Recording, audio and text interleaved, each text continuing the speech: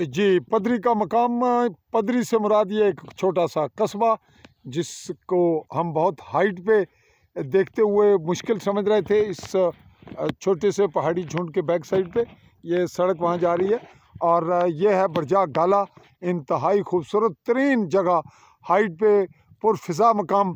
इसके लिए हम यहाँ 29 लाख के bank fraud Allied Bank of Pakistan बरजाग गाला ब्रांच के हवाले से इन्वेस्टिगेशन के मामले पे हुए हाज़िर।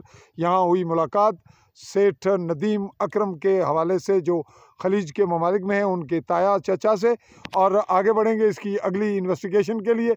हम ये छोटा सा क्लिप आवाम की नज़र कर रहे हैं।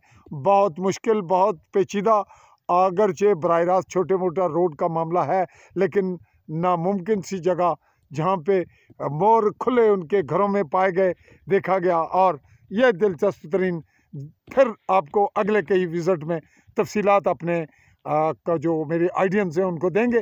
तब तक के लिए मुमलिकत जम्मू कश्मीर के गरबी जम्मू के ज़िला भिम्बर की तहसील समानी के मज़ाफ़ाती इलाका बरजाग गाला पदरी के मुकाम से चाहूँगा आली न्यूज़ के प्लेटफॉर्म से इजाज़त। फ़ज़ल रहमान, अल्लाह हाफ़िज़।